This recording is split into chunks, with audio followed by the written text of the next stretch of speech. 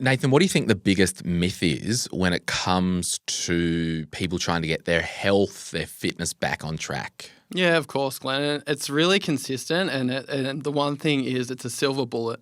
Everyone's looking for this one trick, this one hack, or this one thing that's going to turn their health around, when realistically they have to work on themselves, their relationship with exercise and food, and have a knowledge base to make sure that they can adapt these things to suit their lifestyle instead of having another false start in the new year. Because, look, I don't know, I kind of get over the New Year's resolutions where it's like, no, I want to just be good all the time, and why do I need an arbitrary date? However, I think it does help in a lot of people's lives, and, you know, me included, as much as I hate it sometimes. It's like, all right, I can start now for this year and try and make some progress with my money or with my health and fitness, because I think they just so overlap.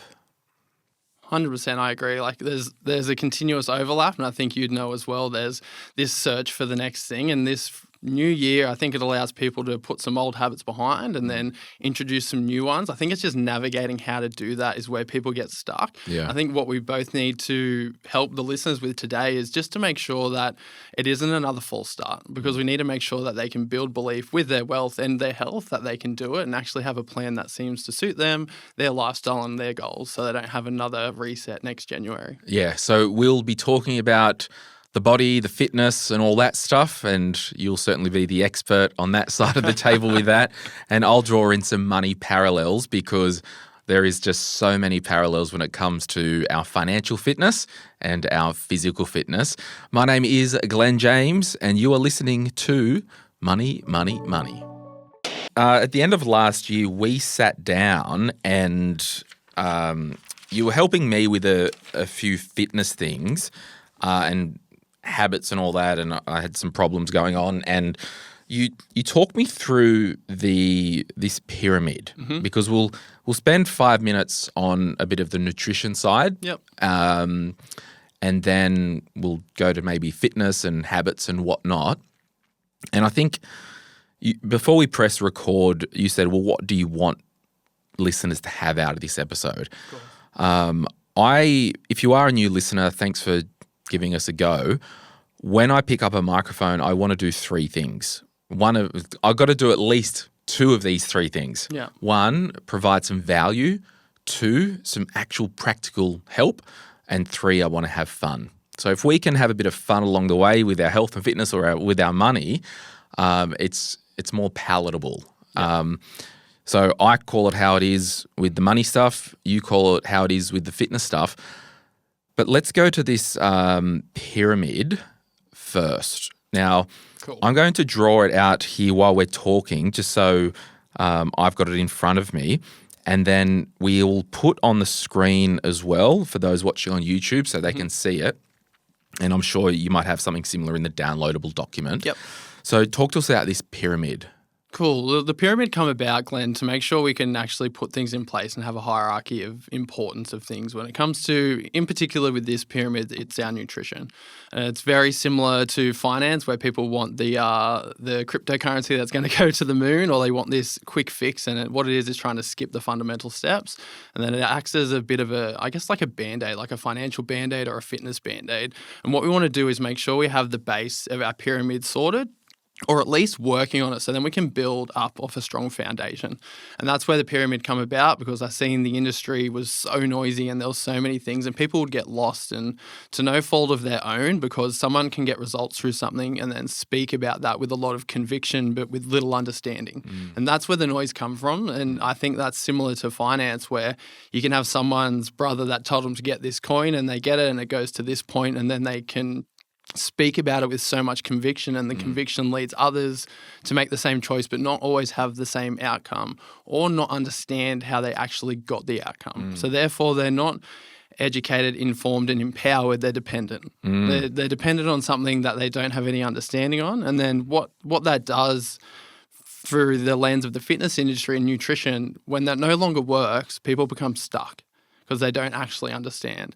And then with the pyramid of putting it together, this is where it's come from. And the base of the pyramid is going to be your relationship with food, Yep. your relationship with exercise, and your identity and the identity you're trying to build. And that's realistically where everything's going to stem from. So in people's mind, I want everyone out of 5, even 1 being really bad, 5 being really good, to just ask yourself, what is your current relationship with food, exercise, and yourself? Where I don't think mine's probably not a 4. You know what I mean? Yep. And it's just something I've really had to work on. Absolutely. And it's ongoing too. Yeah. And how would you say people can change their relationship with food, exercise, and their identity? It's a really good question, and there's so many. It's so multifaceted and there's so many contributing factors. So for each individual, it's going to be a little bit different, but you're going to have a lot of this narrative that's been built through your upbringing, culture, what you've been exposed to, education, lack of education. So we have all of these moving parts, and I was so excited to come on and talk about it because it is so similar to finance. It's not just one thing that's going to contribute to this, it's everything. Yeah. I think awareness, I would say, is the first key, Glenn. Like, you just need to have awareness around this. Yep. And like you said, with a score, which is a perfect thing to do, try and give yourself a score out of 5. And if it is a 3, maybe look into that, like, why is it a 3 and what would a 5 look like? And I think if I draw some parallels to people's money at the moment, exactly right. In a lot of the books that I've written in my online courses, I use the parallel with food that, you know, I want to lose weight, I'll get an exercise shake or a shake, and that can give me the results. Or as, you know, and I know there are some medical reasons, so I won't go near this for too long, but as Donnie Trump called it, the fat jab, where you can get some external help and it could get you started. But if you stop some of these external things, we either bounce back to return to our original state, financially or our body, or we just stay stuck. Yeah, I couldn't agree more. Yeah, absolutely. So food, the relationship's the bottom of the pyramid, and if you don't know what a pyramid is, it's the triangle with the big part at the bottom. What's next? After that, with our nutrition and our plan, it's going to be adherence. Adherence, right. So once you understand yourself a little bit better, then you can understand a plan that will suit you. And it's not saying the plan can't be adapted, but it doesn't matter. Like, something, there's generally 2 sides of the fitness world, Glenn. There's the scientific side where they want to use all the data and all the science, and then there's the other one where it's the opposite of that. It's just quick fixes, like you would have seen, like carnivore diets, things like that grab a lot of attention and can create a result. But when we're looking at these 2 things, we just need to look at the middle of how we can actually influence change and have adherence for that individual. So if we have the perfect plan on paper and the data, if it can't be adhered to, it just does not matter. It's like your spending plan. Like, because Nathan, at the end of last year, you did the spending plan. I think you're on a plane flying back to Australia. I mean, what a hoot. It was, I really enjoyed it, and it made me really excited because everything that you spoke about in there, I was like, that's exactly how I feel about the fitness industry. But do you know that whole Glen James spending plan online course, most of it is about identifying ways to do behavioural change in small increments. Yep. Not coming in and we're going to make you $1 million overnight. Yep, exactly. But I can almost guarantee anyone who does that spending plan course, if you actually do the adherence and follow what I say, within probably 3 to 4 pay cycles, you'll have no financial stress in your life. Yeah. That's exactly right. It's been that long for me, and you're spot on. Like, it's made everything so much clearer, and then also it's just the continuous data that comes back in. Like, you're constantly looking at it, you can understand it, and then what you can do, because you have a base understanding now with me with the spending plan, I can manage it and make appropriate decisions. Yeah, awesome. Okay, so adherence. So it's all well and good to do all the stuff, but if you're actually not doing it, and that's it. If your money's up to shat, and you're like, oh, no, what would Glenn know? He doesn't do credit card churning and points and all that. I'm like, hey, if you're in debt and struggling to live week to week, I'll go out on a limb to say your system probably sucks. Yeah. Try mine, nothing to lose. And this is quite offensive to say. Your system might suck. Try something else. Yep. Yeah, exactly. If my system doesn't work, go back to your own. or adapt that. Just we can't keep doing the same thing and hoping for a different outcome. That's exactly right. And there needs to be this, this ownership of like, if we're not getting the outcomes that we want, we need to have ownership around, okay, it is to do with my actions. Yes, that's influenced by all these contributing factors, but at the end of the day, you need to take action and move forward. Yeah. Okay, what's after adherence? Adherence with nutrition, it comes to calories. And this is one that normally triggers a few people, depending on what side of the fence you sit, except all the data shows the same things. And you'll get, like, I can already see it now, like, does Nate just think a calorie is a calorie? Well, a calorie is just a unit of energy. So yes, it's like saying if a kilo of bricks and a kilo of feathers is still a kilo, like it's not the same thing, but it's still a kilogram, and that's what we're looking at. And when we're looking at health outcomes, we'll go up the pyramid, but your caloric intake is going to be the biggest one. So it's about having, and everyone's going to be different on what they need, and the download you guys will have access to will give you the numbers, and it will go into the science. And if you want to dig deep on this, you can find that in the show notes and you can go deeper. But for now, no matter who you are and what you're doing, your caloric intake is going to dictate your body weight essentially. And as we are moving up the pyramid, obviously it's getting smaller. This big calorie thing, particularly, I'm showing my age, but in the 90s and like the Weight Watchers stuff and this yogurt was 2 points and all this system. I mean, if you didn't get the actual fundamental stuff about the relationship and actually adhering to a system, you can see why it's not the first port of call that we need to take. Exactly. There's context to it, and you would if we look at the other end of the spectrum, like you'd have people that have a really bad relationship with money and may have gambling issues or something like that. Then you have people that have quite a poor relationship with food through multiple different reasons, but it puts it into context. Like calories are important, yes, but are they the focal point for everyone at this point in their journey? Sometimes no. And I think it's important to shout out when we do make broad statements, like when I said before, oh, your system sucks and all that, I need to carve out, and I'm sure you'll do the same, carve out things that have happened in our life that are beyond our control. So it could be a health reason why someone can't shake something at the moment, or with the money you may have been had a car crash and you forgot to pay the insurance and you now got a $20,000 credit card because of the fence that you ran into. So we do have grace for that. And again, I'm making entertainment, so I'll be provocative. Exactly. And there's still things within people's control. Like it's definitely not the same starting line, Glenn, and I understand that. When people come to us at New Strength, it's not assuming everyone's at this same starting point. We need to understand the individual with enough depth to put things in place to see their value. For sure. Okay, what's next after calories? It's going to be macronutrients. Okay, so what are macronutrients? So in an easy way to describe these things is they're generally all the things that get demonized at one point or another, but they're our nutrients that contain calories. So we have protein, carbohydrates, and fats.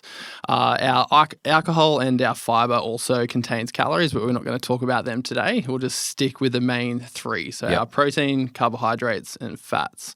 So they're our main macronutrients, and most of the time they're going to make up the portion of your caloric intake. So if someone says to you, Glenn, I've been eating 2,000 calories a day, most of the time it's going to be predominantly made up of those three things. And then with those three things, it's the same like the noisy industry. Like I'm sure you've heard like carbs are terrible, don't have them, or do a low fat diet, or protein is going to destroy your kidneys, don't have that. It's just hard because what it does, and you know this and exactly how you started the show before, it just grabs attention. And with this day and age in social media and people trying to get the attention in the first point something of a second, if they can make something a statement that causes friction or curiosity or something that opens a loop, then what is going to happen there is it'll get more attention, so it'll spread. And that's why it's so tricky with nutrition, because generally what's trending through social media isn't educational. It's what's causing the most friction in the viewers. So it's people standing for and against, but they both come into the comment section and argue, and then it just feeds and feeds and feeds. And generally people without an understanding get it placed in front of them, and then they take it at face value without that understanding. Yeah, right. Okay, what's after macronutrients? You guessed it, micronutrients. That's impressive. You retained it from those months ago. Yeah. Micronutrients. So this is our vitamins, minerals. So this is, you can think of this like the quality of the food you're eating. And when people talk about calories, or from my industry, then normally people assume if you're very fixed on calories and you don't value the quality of food, and it couldn't be any further from the truth. Like, we need to make sure there's an easy way to look at it. Like, calories are going to determine your weight, and then your macronutrients are going to determine generally your body composition. So how much muscle, how much fat, those things from there. And then micronutrients are going to determine how you feel. Like, so you could be at a good body composition, like in quotations good, but if you're not feeling good on an everyday basis because you're deficient in fiber or micronutrients and vitamins and minerals, then you're not going to be that happy. So we need to make sure that we're still taking these things into an account, and then getting our fruits and our vegetables and eating a colourful plate 80% of the time. Yeah, okay. And what's at the top of the pyramid? So we had micronutrients and then supplements. Supplements. We at the top. So do we all need supplements, or is that kind of that thing where it's like, man, some of these pharmacies you go into and there's 15 aisles of supplements. Yeah, it's crazy, right? Most of the time, with a decent diet, you don't need any of that stuff. No, there's like, no. I'll tell you something funny as well, and my listeners, because I actually turned down, I think, vitamin and supplement ads for this podcast. Well done. Yeah, because I'm like, I don't know, I'd leave so much money on the table because, I don't know, I'm just like, nah. Yeah, I don't want to. It's admirable though. Like, well, I just don't want to advertise some multivitamin where there's really not much data there, and if you eat half healthy, exactly. I mean, anyway. Yeah, and even the industry is not regulated well anyway. At the end of the day, so what it says on the back versus what's like the amounts in there, that can be argued as well. But beyond the point, without getting too much depth, do you need supplements? No, unless you have a deficiency. Except you can see your GP and you can have bloods and they'll say... Yeah, so I had a blood test once, and this happens every year. My D is quite low in June. Yeah. So it's like, I'll just go and grab a box of vitamin Ds, and that's fine. But in the ordinary course of business, I don't know. Stick with that, Glenn. Like, listen to the health professionals, and then if you do have a deficit somewhere, then it's totally fine to try and plug that with a supplement. Exactly. And then outside of that, it's probably convenience. Yeah. And when looking at the everyday person that's just trying to look, move, and feel better so they can live their life on their terms for as long as possible. And for them, we will look at things at convenience, but they don't need to try and like optimize their performance with a 0.1% thing that is a supplement, when realistically the base of the pyramid is flawed. So if we work our way up to this, there's a few things that have a really decent amount of actual data and scientific backing. First one is going to be creatine. And I'll let the listeners do some research for themselves, but there's really interesting stuff coming out for that, both men, women, at any age. So I would encourage people just to have a look at that. Do you have to take it? No, you do not have to, but there's a choice there, and it's probably the most researched supplement underneath caffeine at the moment. So a lot of data there.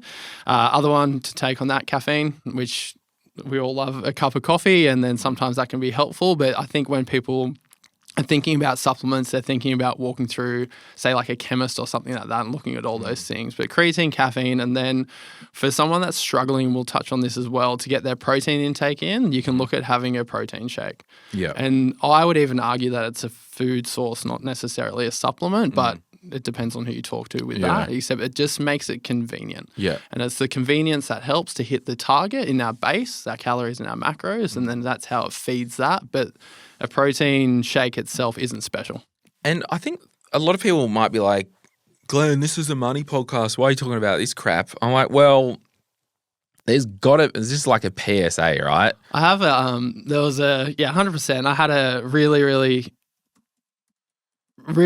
interesting thing said to me not too long ago. And it said, Nath, you can have 100 problems in the world until you have a health problem, and then you have one problem. Yeah. And I think for the listeners, and I love your podcast, Glenn. I really do enjoy it, and I try and put all these things in place, and I want to understand more about my finances and my financial health. But I know at the end of the day, with all the things going on and me doing the spending plan and doing budgeting and all that, it feels like I can have many problems and many fires to put out. But like that person said to me, until you have a health problem. And I think that really puts it into perspective. Whilst your listeners, I'm sure, have many things that they want to do and achieve, essentially you've got to look at I guess the vehicle you're taking through this life is your body and your physical and mental health. Yeah, my whole shtick, it's like the best thing you can do in your life when it comes to money is make sure you're happy in a career that has a runway for you to flourish in financially and that you don't hate your job. And if you're listening now, it's January and you're on holidays and you hate your job, let's put a plan in place to try and make a change, whether that's a job change or a career change. We did write a book, Sort Your Career Out and Make More Money. It's changed so many people's lives. But we will move on from that. And the only reason I thought I wanted to do this episode, about 2/3, around 66, 67% of Australian adults are overweight or obese. Yeah. So there's going to be a heap of people listening to this that are like me that need some encouragement. And it's like, all right, I need to change one thing. Mm-hmm. But my kind of advice, download the ebook. Don't try and do everything at once, even with your money. Or you just go, all right, I'm going to cut back. Instead of having 50 beers a night, I'm going to have one. Yeah, exactly. Just slow. At the time of recording, I'm weaning off some medication. It's a 44-day wean. Yeah. My body needs to adjust. Absolutely. So when it comes to our money, I just want to share with people, if you're a new listener, I kind of based my pyramid, on the Maslow's hierarchy of needs, right? And this is around our budget and spending plan. And we'll pop it on the screen for those watching at YouTube, and you've seen it in our online course. So when it comes to our budget, at the very bottom, we want to put in the baseline stuff. So food, shelter, utilities, transport, clothing. Stuff that whether you've got $1 million or nothing, you need food, shelter, utilities, transport, and clothing. Like pretty basic. Absolutely. Hence why it's, baseline. The next slat along is basic comforts. So, and this is where it gets subjective. I come under fire when I talk about this stuff sometimes. So some basic comforts could be a gym membership. Mm-hmm. It could be pets. Some people are like, my pet is a baseline need. I'm like, that's fine. You do whatever you want. Yeah. If something isn't a baseline thing, and I'll go on. The next one is luxuries. So it could be a private trainer. It could be dinners out. It could be name brand clothes, all the luxuries. Then we go up to premium luxuries, and it could be motorboats, luxury cars, holiday home, anything that's premium luxury. And then the top of my pyramid, I've literally just put whatever. Yeah. Because it actually doesn't matter. Completely subjective. So, and this came about, I was sitting down with clients years ago, and their kids were in private school, and I consider that to be a luxury because you can actually send your kids to school and not pay for it. Again, come at me in the comments, also do what you want, but I'll use it as an example. Their energy bill was they couldn't afford the power bill. Yeah, right. And what it was, the problem, and a lot of us get into this, and this is why it's a good time of year to do a full financial audit of your life. A lot of us get into the problem where over time we go along, we collect all these bad habits, either shoving shat in our mouth and eating it, not exercising, all that, or with money, we collect subscriptions, we collect all this stuff. We're going to dinners out twice a week. We've got the kids in private school. We've got Hermes handbags or whatever you pronounce it as. The problem where people go wrong is they get confused and they put luxuries, premium luxuries, and everything else into their budget thinking they're a baseline or a basic comfort or a need. Absolutely. And they are, my friends, they are wants. Mm-hmm. And it gets, I think it gets really grey really quickly for people too. And just as human beings, like it's really easy to fall out of positive habits and into negative ones as well. Yeah. And then it's really, like I talk about it with our clients quite often. It's like you need to be careful with what you're negotiating on an ongoing basis, because before you know it, you'll no longer negotiate it and it'll be a habit. So whether that's financial spending or with our nutrition and exercise habits, like people would know this, and I'm sure the listeners would know. They'll go, oh, I won't worry about that today. I'll fit it in on Tuesday afternoon instead. Tuesday afternoon comes along and they go, you know what, I've had this meeting pop up. I'll just get back to it next week. And then Sound like me. 3 weeks, I've heard it all before. Describing 3 weeks me, goes everyone. out. It's because like we do want to be adaptable and be flexible, I'm sure, with our spending, but it does require also some kind of rigidity and responsibility. And fitness and health and exercise and nutrition is so similar to that, Glenn. It's like there's some things that we need to not really negotiate, or at least have a standard with. And we need to be honest with ourselves about what standard we're holding and why and what it means to us. And then we can actually build from that. And I think that's what sets our core habits and what we're willing to or not willing to negotiate. Then we can build on that. But it's so similar where people just start to, like with the spending and the wants versus the necessities, it gets really blurry and really grey really quickly. So I think for the listeners, you need to be aware. You need to be aware of what habits you're trying to introduce and what habits you're trying to limit, or at least put into a container that you can have at special occasions. And the more awareness you have, and then it comes back to just holding yourself to that standard. So if you are out there and you've got a bit slack with your money over the last year, few months, you had a bit of a blowout, a lot of you still have the book Sort Your Money Out, which was my first book. What I've just talked about is on page 116. Maybe pick it up and just go, how can I change one or two things?